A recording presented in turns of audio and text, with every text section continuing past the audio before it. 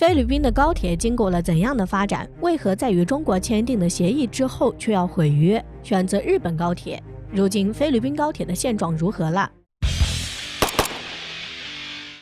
近年来，随着时代的高速发展，快速出行已经成为了人们的最佳需求。因为都看到了时间的宝贵，都希望能够花最少的时间坐最快的车，从而可以达到最快的效率。所以出行的速度就成了人们的第一诉求。而此时就需要有一种新型的高速通行工具来满足人们的日常出行需求，而这个工具就是高铁。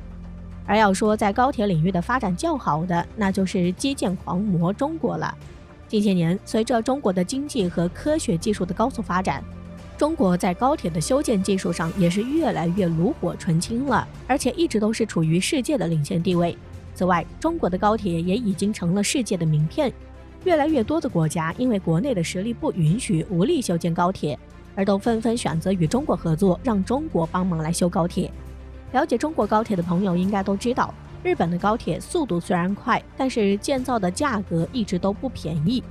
这就会使得很多国家根本无力承受如此高昂的造价成本。而相比之下，中国高铁的价格就会更加实惠，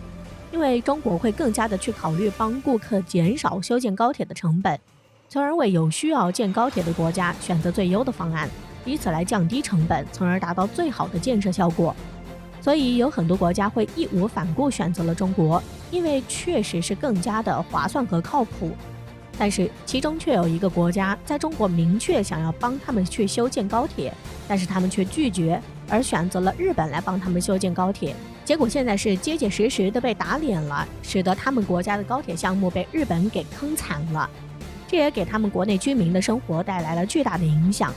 那么这个是哪个国家呢？怎么还会拒绝中国给他们修建高铁呢？那我们接下来就一起来看看是怎么回事。原来这个国家就是菲律宾，因为菲律宾看到了世界上的很多国家都在修建高铁，而在修建高铁后，这些国家的国民经济都得到了很大的提升。所以这也使得菲律宾意识到了高铁对于国家经济和社会发展的重要意义，也想要去进行高铁建设。但是由于本国本身并没有相配套的经济设施和技术实力，以此来进行国内铁路网络的建设，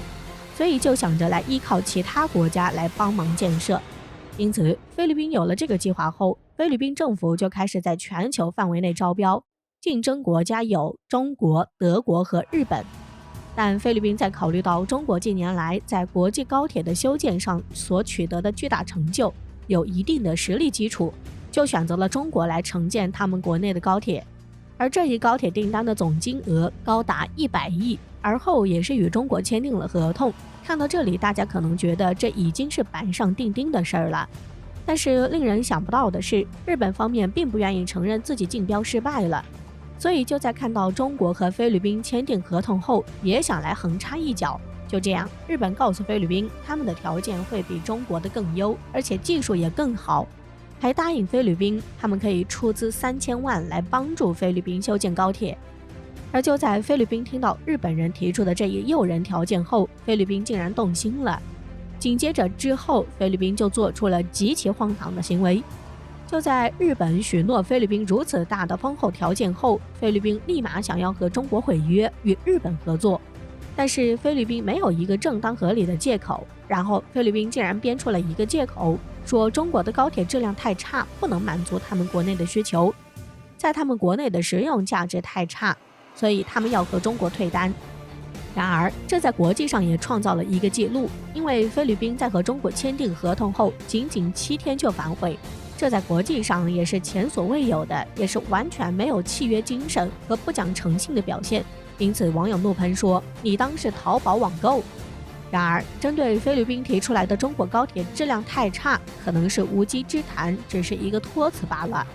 如此看来，因为中国高铁的质量应该是全世界都有目共睹的，而且中国高铁的速度与其稳定性能在世界上也是一流水平。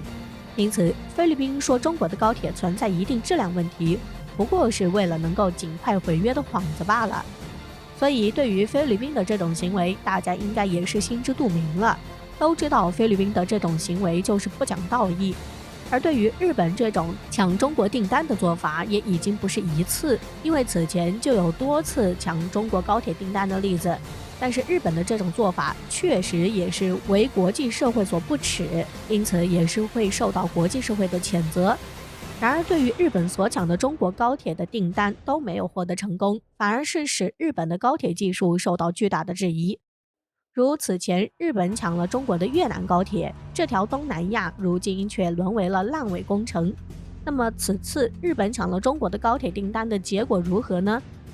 然而，在中国与菲律宾的高铁合作在日本的搅和下就进行了解约，然后菲律宾就立即和日本达成了合作协议。但是菲律宾本来以为自己是得了大便宜，便开始变得沾沾自喜。然而令菲律宾没有想到的是，就在日本开始建设菲律宾的高铁后，日本的高铁就在世界各地被爆出有严重的质量问题，这就使得菲律宾人的心里十分没有底，也开始担忧起日本修建的这高铁的质量问题。果不其然，就在菲律宾高铁建设好后，菲律宾的高铁时常会出现漏水的问题，再加上后面日本的神户钢材出现质量造假的问题，这就使得菲律宾的高铁变得岌岌可危。因为他们没想到日本的高铁的质量会这么差，完全就是豆腐渣工程。因此这也使得菲律宾很后悔选择日本的高铁而放弃中国的高铁。而且就在日本修建的高铁出现问题后，日本并没有第一时间去解决，而是选择了逃避。因此这就使得菲律宾毫无办法，又转头想要寻求中国帮助。但是中国肯定是不会去帮忙的，因为这都是菲律宾自己做的选择，也只能是自己去承担了。而另一方面，中国在东南亚的高铁布局却并未受此影响，包括老挝、印度尼西亚等东南亚国家纷纷选择了中国高铁。除了拿下了东南亚的几个订单，去年的时候，中国在塞尔维亚为匈塞铁路打造了欧洲列车运行控制系统实验，这是中国在海外建立的首个高铁技术实验室，也第一次将中国的高铁技术引入欧洲，为欧洲培养高铁技术人才。中国高铁如今是中国对外的一张名片，没有人怀疑中国建造高铁的实力。